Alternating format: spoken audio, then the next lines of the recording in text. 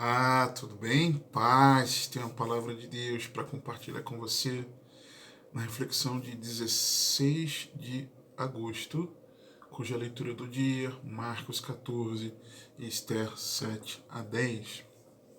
Se você puder pegar a sua Bíblia, vai ser uma bênção para que você possa acompanhar a leitura. E a mantenha aberta, por favor, acompanhando os outros textos. Se não tiver uma Bíblia, por favor, ouça com muita atenção Evangelho de Jesus segundo Marcos, capítulo 14, dos versos 3 a 9, e nos diz assim a santa e poderosa palavra de Deus. E estando ele em Betânia, assentado à mesa, em casa de Simão o leproso, veio uma mulher que trazia um vaso de alabastro com unguento de nardo puro, de muito preço, e quebrando o vaso lhe derramou sobre a cabeça. E alguns houve, que em si mesmos se indignaram, e disseram: para que se fez este desperdício de unguento? Porque podia vender-se por mais de 300 dinheiros e dá-los aos pobres. E murmuravam contra ela. Jesus, porém, disse: deixai-a, por que a molestais? Ela me fez boa obra, porque sempre tendes os pobres convosco, e podeis fazer-lhes bem quanto quiserdes, mas a mim nem sempre me tendes. Esta fez o que podia, antecipou-se a ungir o meu corpo para a sepultura.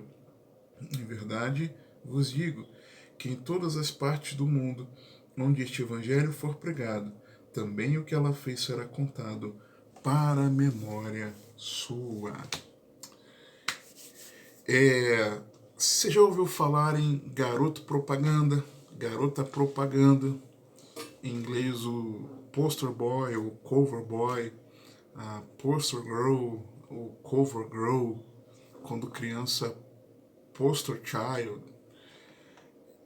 É a pessoa que faz a publicidade em diversos meios de comunicação e a sua imagem ela acaba sendo atrelada àquela marca. Imagem, eu falo imagem, mas às vezes a voz, por exemplo, em rádio, existem vozes de comerciais que são, por exemplo, são atreladas àquela marca.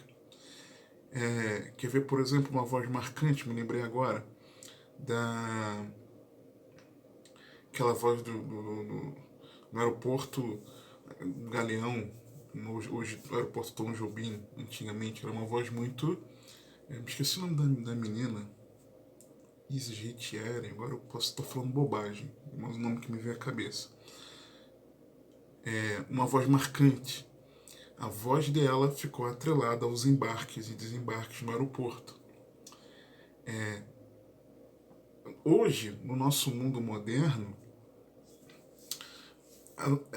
esses garotos propagandas, garotas propagandas aparecem muito na internet, também na internet. Principalmente nas redes sociais, onde as suas contas atingem milhões de seguidores. São os concorridos influencers, os influenciadores, que experimentam e divulgam lançamentos, recomendam produtos,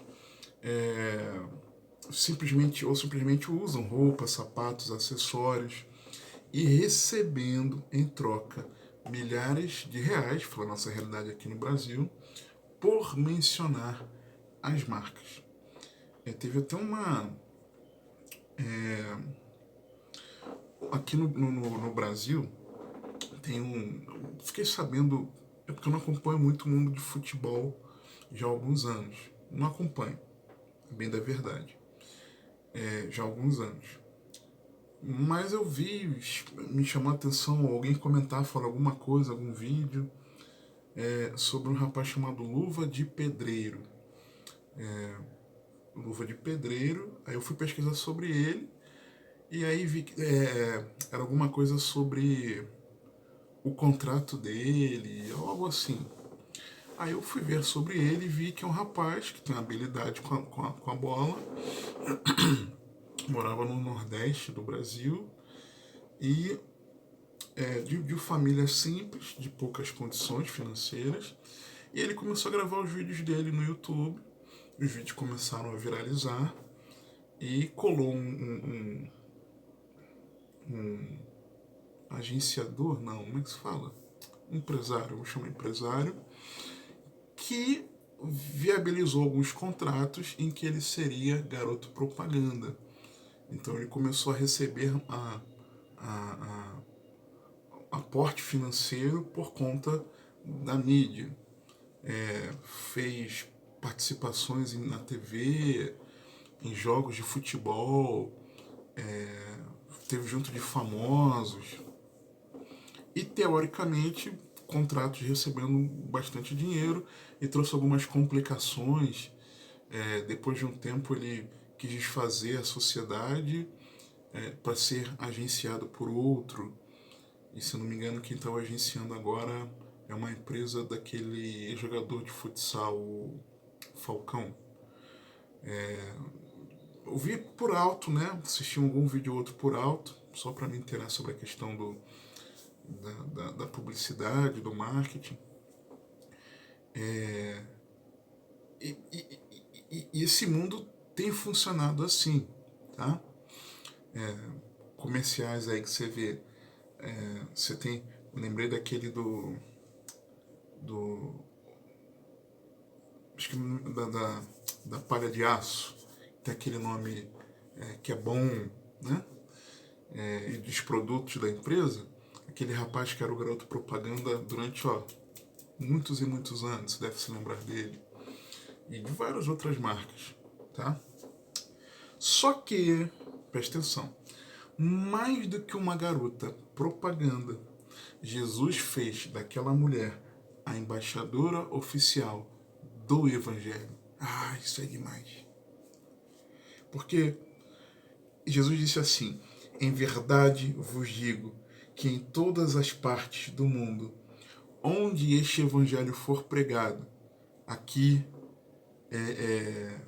na sua igreja, se você congrega, na praça, nas ruas, de porta em porta, no Brasil, em Portugal, na China, nos Estados Unidos, no Japão, na África do Sul, no Níger, na Indonésia, em Taiwan, em qualquer lugar, na Bolívia, na Argentina, no México, no Peru, na Oceania, na Austrália, em qualquer lugar. Em qualquer lugar. Em Israel, onde este evangelho for pregado, também o que ela fez será contado para sua memória. Quem era essa mulher? Quem era aquela mulher para Jesus fazer um negócio desse? Jesus não mandou. Jesus não disse que Pedro ficaria conhecido onde o evangelho fosse pregado, ou qualquer um dos outros 12 que ele escolheu. Nem o chamado discípulo que Jesus mais amava. Nenhum deles. Nem Paulo. Ninguém. Nenhum desses. Nenhum grande herói da fé, lá da galeria dos heróis da fé de Hebreus 11. Nem Davi. Nem Moisés, nem Abraão, nem Isaac, nem Jacó. Nem Elias, nem Eliseu. Nenhum deles. Mas essa mulher. Quem era essa mulher? João 12, 1-8. Foi, pois, Jesus 6 dias antes da Páscoa a Betânia, onde estava Lázaro que falecera, e a quem ressuscitara dentre os mortos. Fizeram-lhe, pois, ali uma ceia, e Marta servia, e Lázaro era um dos que estavam à mesa com ele. Então Maria, tomando um arrátel de unguento de nardo puro, um arrátel aí, referência ao vaso de alabastro, contido no vaso de alabastro, de muito preço, ungiu os pés de Jesus, e enxugou-lhe os pés com seus cabelos. Detalhe esse que não encontramos aqui, nem em Marcos e nem em Mateus. enxugou-lhe os pés com seus cabelos, e encheu-se a casa do cheiro do unguento. Então um dos seus discípulos, Judas Iscariotes, filho de Simão, o que havia de traí-lo, disse: Por que não se vendeu este unguento por 300 dinheiros e não se deu aos pobres? Ora, ele disse isto não pelo cuidado que tivesse dos pobres, mas porque era ladrão e tinha a bolsa. Ele era o tesoureiro, tinha a bolsa, era o tesoureiro do ministério de Jesus, mas ele era ladrão.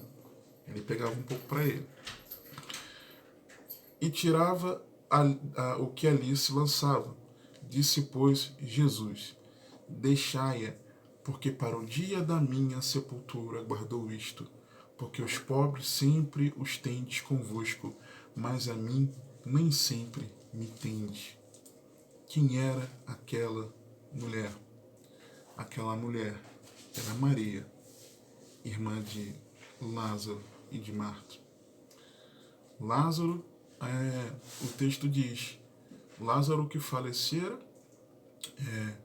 era um dos que estavam à mesa com Jesus. Lázaro era o amigo. Marta era a que servia, mas Maria é a que se lançava aos pés do Senhor. Maria era a que escolhia a melhor parte, Lucas 10, 38 e 42.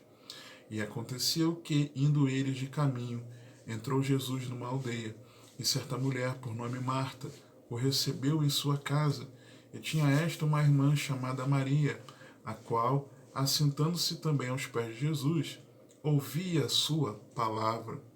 Marta, porém, andava distraída em muitos serviços e, aproximando-se, disse: Senhor, tanto te dá de que minha irmã me deixe servir só? Diz-lhe que me ajude. E respondendo Jesus, disse-lhe: Marta, Marta, estás ansiosa e afadigada com muitas coisas, mas só uma é necessária. E Maria escolheu a boa parte, a qual não lhe será tirada. Onde estava essa mulher? Aos pés de Jesus, ouvindo da sua palavra.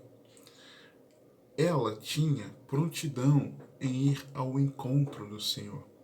João 11, 28 a 31. E dito isto, partiu e chamou em segredo a Maria, sua irmã, dizendo: Marta, depois de ter encontrado Jesus, quando Jesus foi a Betânia, depois de dias,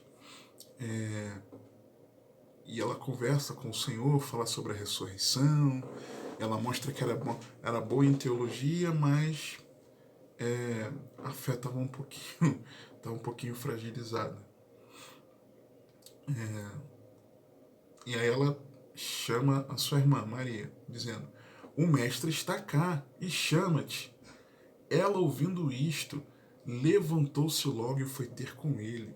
Prontidão ao ir ao encontro do Senhor, ao ouvir o seu chamado. Pois Jesus ainda não tinha chegado à aldeia, mas estava no lugar onde Marta o encontrara. Vendo, pois, os judeus que estavam com ela em casa e a consolavam, que Maria apressadamente se levantara e saíra, seguiram-na, dizendo: Vai ao sepulcro para chorar ali. Essa mulher era uma mulher cuja atitude comovia ao Senhor. João 11, 32 a 35. Tendo, pois, Maria chegado onde Jesus estava, e vindo, lançou-se aos seus pés, dizendo-lhe: Senhor, se tu estivesses aqui, meu irmão não teria morrido. Jesus, pois, quando a viu chorar, e também chorando os judeus que com ela vinham, moveu-se muito em espírito, e perturbou-se, e disse: Onde o pusestes? Disseram-lhe: Senhor, vem e vê. Jesus chorou. Era essa mulher.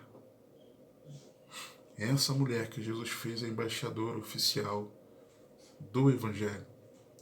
Mas nós também somos embaixadores.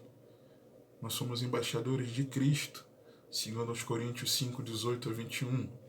E tudo isto provém de Deus, que nos reconciliou consigo mesmo por Jesus Cristo e nos deu o ministério da reconciliação, isto é, Deus estava em Cristo reconciliando consigo o mundo, não lhes imputando os seus pecados, e pôs em nós a palavra da reconciliação, de sorte que somos embaixadores da parte de Cristo, como se Deus por nós rogasse.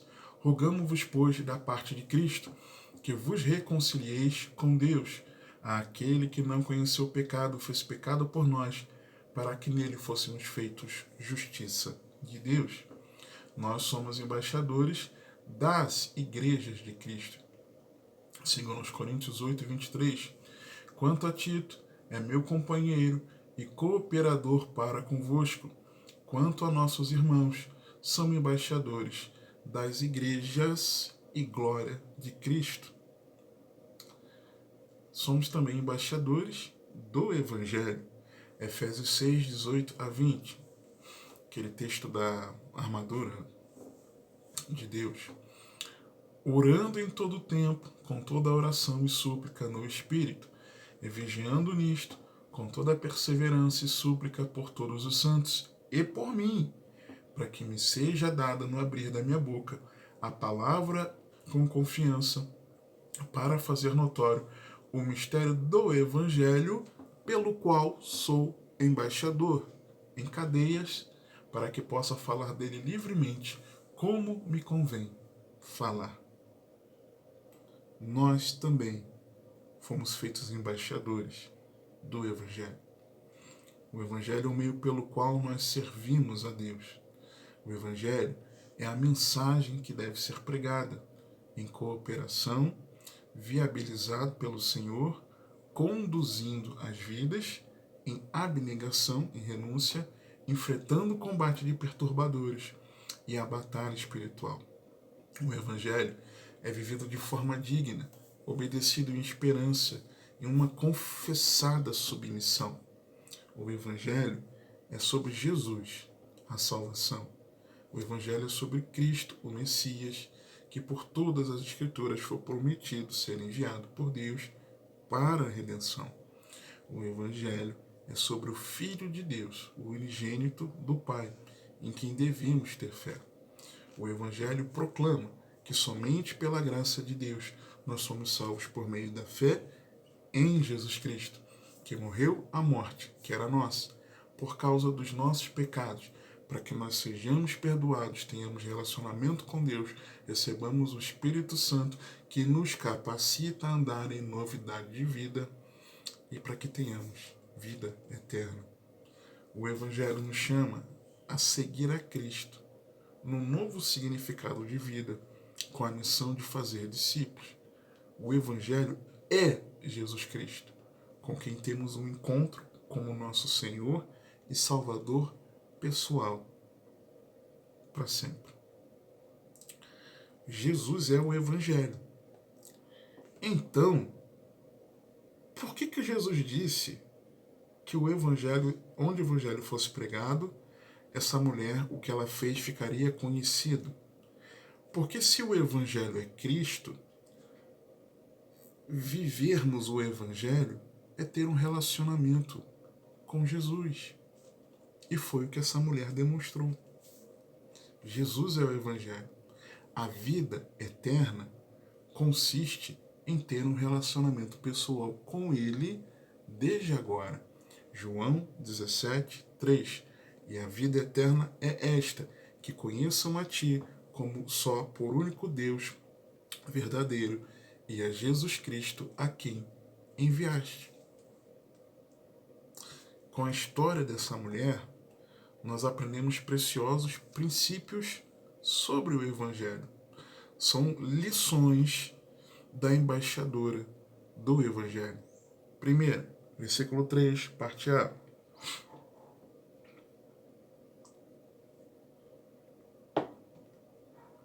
E estando ele em Betânia, assentado à mesa. Ver Jesus assentado à mesa e não Jesus andando no caminho, mas Jesus ali, parado, assentado.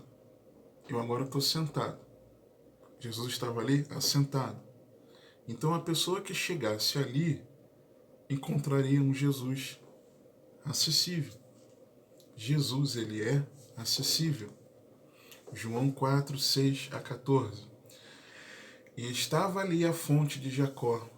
Jesus, pois, cansado do caminho, assentou-se assim junto da fonte. Cansado, sentou. Era isto quase a hora sexta, meio-dia. Veio uma mulher de Samaria tirar água.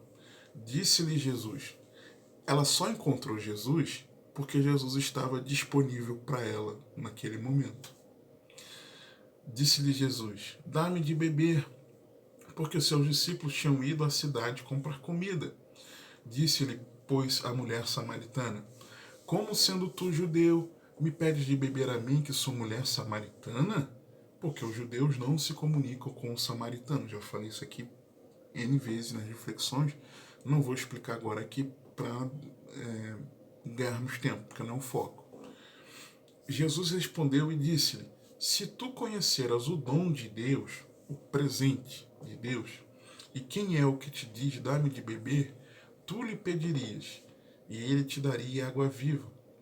Disse-lhe a mulher: Senhor, tu não tens com que atirar, e o poço é fundo, onde, pois, tens a água viva? És tu maior do que o nosso pai Jacó, que nos deu o poço, bebendo ele próprio dele, os seus filhos e o seu gado? Jesus respondeu e disse-lhe: qualquer que beber desta água tornará a ter sede, mas aquele que beber da água que eu lhe der nunca terá sede, porque a água que eu lhe der se fará nele uma fonte de água que salte para a vida eterna. Jesus estava sentado junto àquela fonte, acessível àquela mulher, para que a mulher pudesse, no encontro com ele, beber da fonte da água viva e dela ser produzida nela, na vida daquela mulher, uma fonte de água que salte para a vida eterna. Fato é que depois ela se rende a Cristo. Ela então, nesse encontro, porque Jesus estava disponível, ela foi salva. Jesus está disponível para você hoje. Jesus está acessível a você hoje. Hoje, se você decidir render o seu coração a Cristo Jesus, Jesus está de braços abertos para te receber. Se você reconhecer, admitir que precisa de um Salvador, que você não pode salvar a si mesmo, que as suas atitudes ofendem ao teu Criador e por isso você está separado dele, que é santo, santo, santo, e que por causa dos teus pecados você já está condenado eternamente à perdição, mas pela fé em Jesus, que está acessível hoje para você. Se você não endurecer o seu coração, você pode render a sua vida a Ele. Segunda lição que nós aprendemos aqui é no mesmo versículo, vou chamar de parte B, quando o texto diz que ele estava sentado à mesa, mas em casa de Simão, o leproso. Certamente Simão não era mais leproso, porque senão, não Jesus, mas as demais pessoas não estariam ali. Mas foi assim que ele ficou conhecido, porque ele certamente foi alguém leproso. Mas o que eu vejo aqui é de que Jesus, ele participa da nossa vida comum, do nosso cotidiano. Ter um encontro com Jesus é chamar Jesus a fazer parte da nossa vida. É convidar ao Senhor Jesus a Ele fazer morada em nós. Mateus capítulo 9, versos 9 a 13. E Jesus, passando adiante dali, viu assentado na alfândega um homem chamado Mateus e disse-lhe: segue-me. E levantando-se o seguiu. E aconteceu que, estando ele em casa, sentado à mesa, chegaram muitos publicanos e pecadores, e sentaram-se juntamente com Jesus e seus discípulos, E os fariseus, vendo isto, disseram aos seus discípulos: Por que come o vosso mestre com os publicanos e pecadores? Jesus, porém, ouvindo, disse-lhes: Não necessitam de médicos sãos, mas sim os doentes. Ide, porém, e aprendei o que significa misericórdia quero e não sacrifício, porque eu não vim a chamar os justos, mas os pecadores ao arrependimento. Convida o Senhor Jesus a entrar na sua vida. Convida o Senhor Jesus a fazer parte do seu cotidiano. Renda-se a Ele. Terceira lição que nós aprendemos aqui com a embaixadora do Evangelho. Eu vou chamar de parte C do versículo, é quando o texto diz que quando Jesus estava lá, veio. Ela foi ao encontro do Senhor. Por mais que o Senhor esteja acessível, por mais que Jesus queira fazer parte do nosso cotidiano, nós precisamos ir ao encontro de Cristo Jesus. Precisamos ir a Ele. Mateus 11, 28 a 30. Vinde a mim, todos os estáis cansados e sobrecarregados, e eu vos aliviarei. Tomai sobre vós o meu jugo e aprendei de mim, que sou manso e humilde de coração, e encontrareis descanso para as vossas almas, porque o meu jugo é suave e o meu fardo é leve. Nós precisamos ir ao encontro de Jesus Cristo. A quarta lição que eu vejo nesse texto, vou chamar de parte D do mesmo versículo 3, quando o texto diz, e logo após o veio, veio quem? Uma mulher. Eu aprendo na quarta lição que o Evangelho é sem distinção. Seja mulher, seja homem, seja idoso, seja jovem, seja adolescente, seja criança, Jesus acolhe a todos que a Ele se renderem. Gálatas 3, 28, 29. Nisto não há judeu nem grego, não há servo nem livre, não há macho nem fêmea, porque todos vós sois um em Cristo Jesus. E se sois de Cristo, então sois descendência de Abraão e herdeiros conforme a promessa. Não importa se é rico, se é pobre, não importa se tem posição social elevada ou não, não importa a etnia, não importa o idioma que fale, não importa a formação acadêmica, mas pela fé em Jesus nos tornamos dele.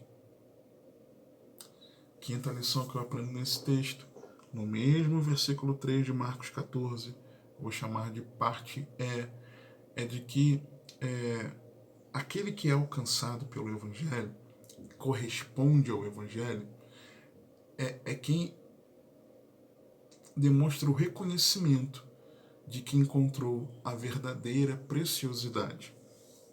Quando o texto diz que trazia um vaso de alabastro com unguento de nardo puro de muito preço. Quando o texto diz aqui em Marcos não diz, mas em outros textos correlatos desse episódio, dizem que equivalia a 300 denários, 300 dinheiros. O denário é o salário equivalente à paga de um dia. Então, o que aquela mulher tinha ali de nardo puro era o equivalente a um ano de salário. Era muita coisa. E conta a tradição, e aí no contexto histórico, de que as mulheres guardavam guardavam ali as suas economias ao longo do tempo para que elas pudessem, num dado momento, especialmente no momento do seu matrimônio, elas terem um recurso ali, vamos dizer assim, a sua poupança, para que caso ela fosse largada pelo seu marido, ela não tivesse sem recurso algum, sem meio algum de subsistência inicial. Né? Uma mulher, naquele tempo, uma mulher divorciada, largada do marido, era colocada de lado e perdia, ficava à margem. Era uma forma dela subsistir. Então, quando Maria faz isso, Maria está dizendo: Jesus, eu não tenho projeto de vida nenhum mais precioso do que ter a Ti. Nenhum casamento, nenhuma segurança para a possibilidade da perda do casamento. Nada disso, nenhum projeto pessoal, nada, nenhum recurso que eu tenha, nada é mais precioso do que o Senhor.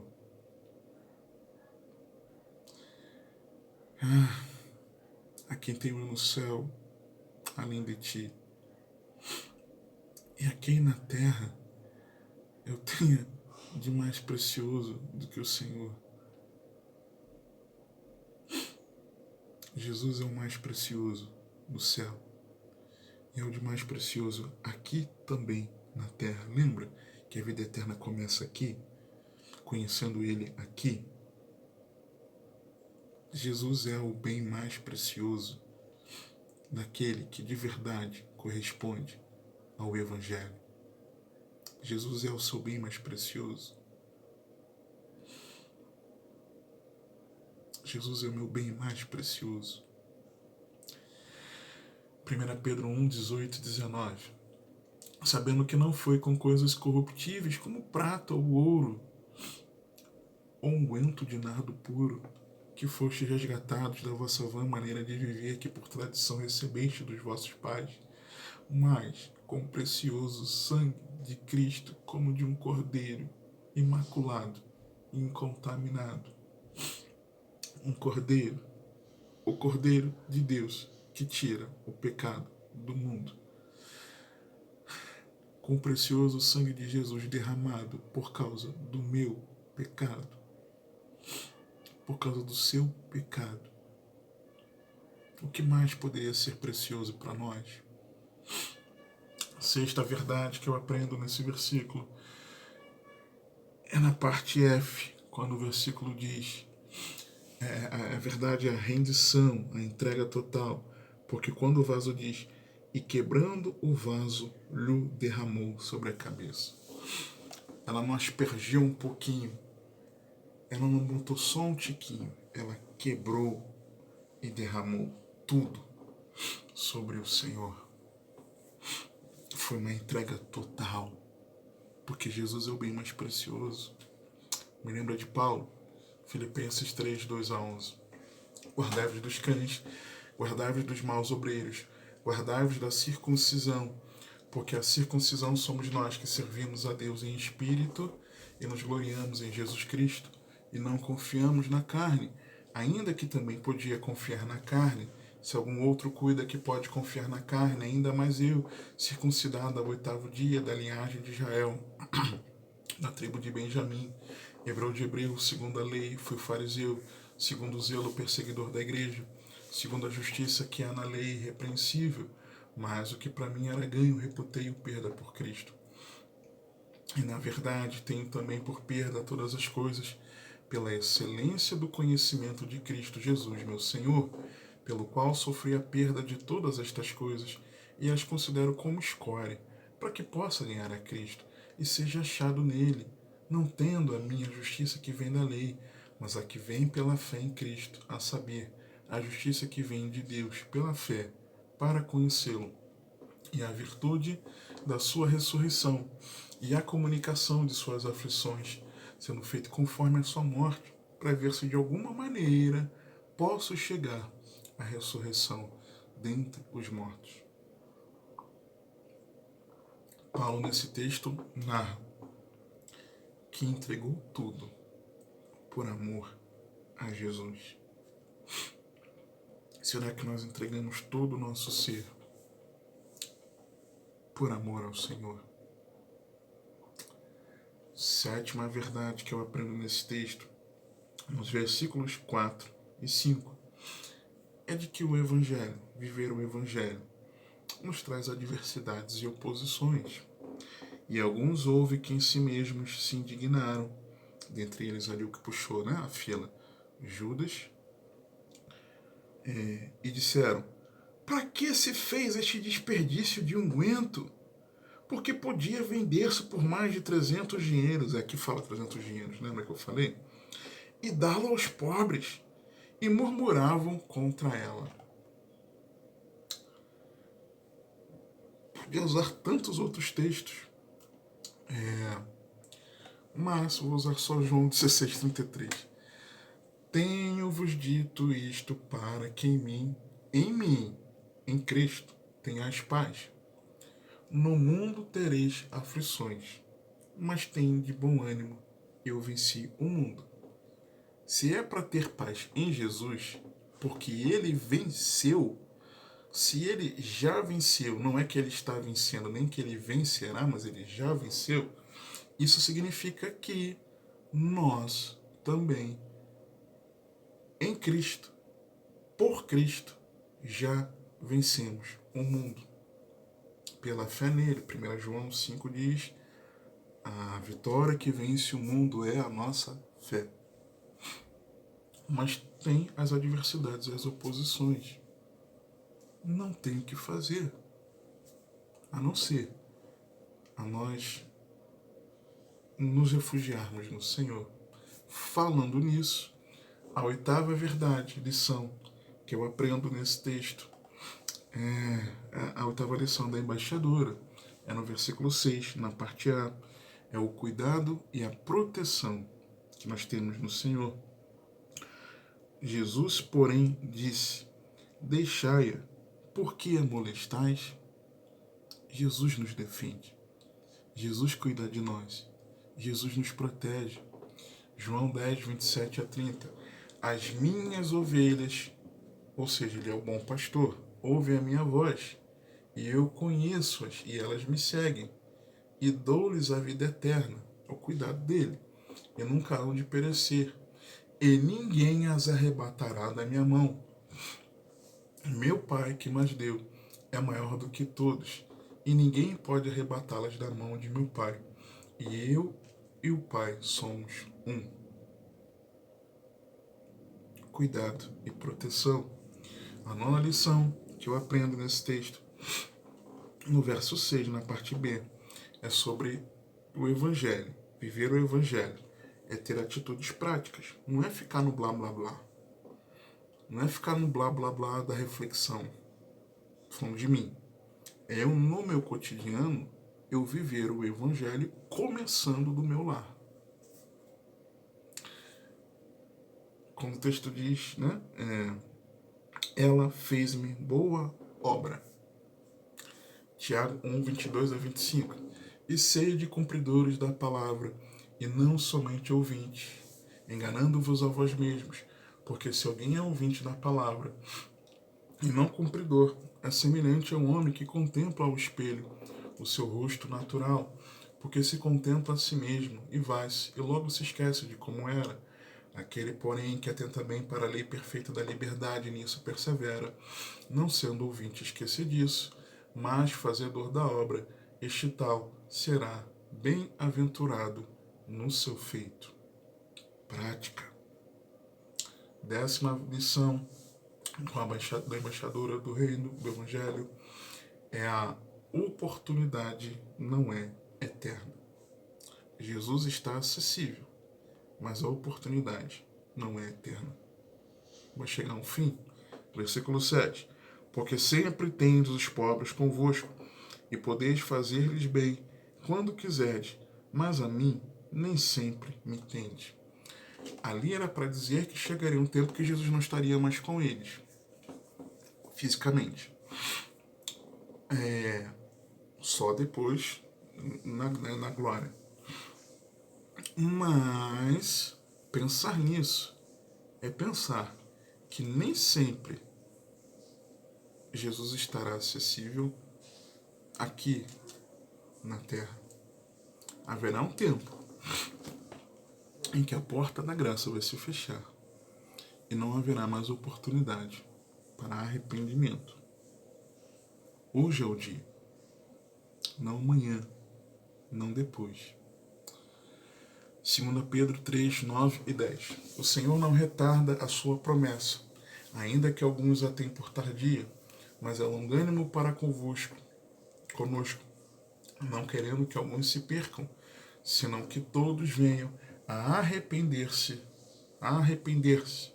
Mas o dia do Senhor virá como um ladrão de noite, no qual os céus passarão com grande estrondo, e os elementos ardendo se desfarão, e a terra e as obras que nela há se queimarão.